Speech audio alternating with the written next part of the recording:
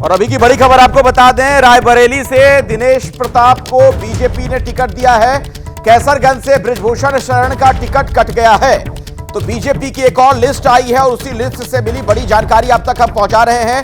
रायबरेली से बीजेपी उम्मीदवार के नाम का ऐलान हो गया है। दिनेश प्रताप को बीजेपी ने अपना वहां से उम्मीदवार बनाया है, जबकि कैसरगंज से बृजभूषण शरण सिंह का टिकट कटा है। उनके बेटे करण को टिकट मिला है। और हमारे साथ इस वक्त वीरेश हमारे सहयोगी जुड़ गए इसी खबर पर और ज्यादा जानकारी आप तक पहुंचाएंगे। वीरेश, इस लिस्ट से जुड़ी और क्या अहम बातें सामने आ रही हैं?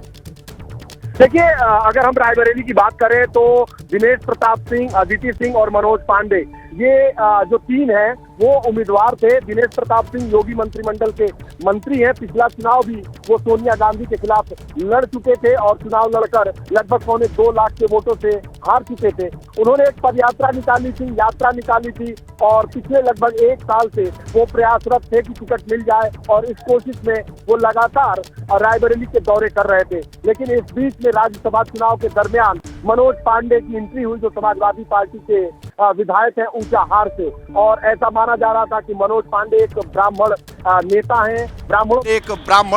नेता हैं, ब्राह्मणों में उनकी अच्छी पकड़ है और उनके भाई की यहाँ हत्या हुई थी। बहुत राजनीतिक तौर पर बड़ा परिवार है, तो मनोज पांडे को टिकट मिल सकता है। लेकिन मनोज पांडे और अदिति सिंह को टिकट नहीं मिला, दिनेश सिंह को टिकट मिला है। करण भूषण को टिकट मिला है कैसरगंज से, और जो उनके पिता हैं बृजभूषण शरण सिंह, उनको टिकट नहीं दिया गया है।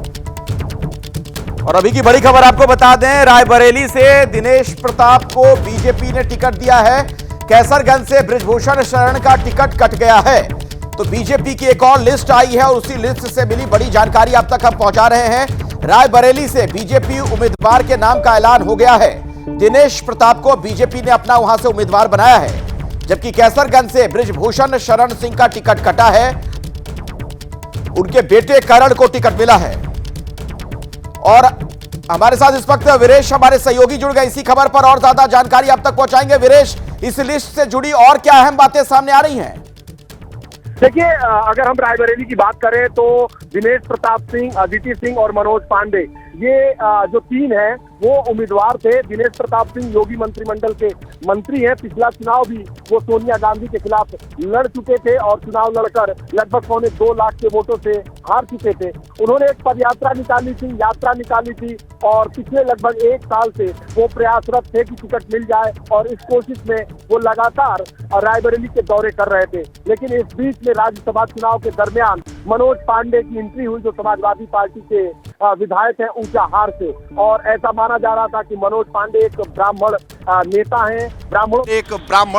नेता हैं, ब्राह्मणों में उनकी अच्छी पकड़ है और उनके भाई की यहाँ हत्या हुई थी। बहुत राजनीतिक तौर पर बड़ा परिवार है, तो मनोज पांडे को टिकट मिल सकता है। लेकिन मनोज पांडे और अदिति सिंह को टिकट नहीं मिला, दिनेश सिंह को टिकट मिला है। करण भूषण को टिकट मिला है कैसरगंज से, और जो उनके पिता हैं बृजभूषण शरण सिंह, उनको टिकट नहीं दिया गया है।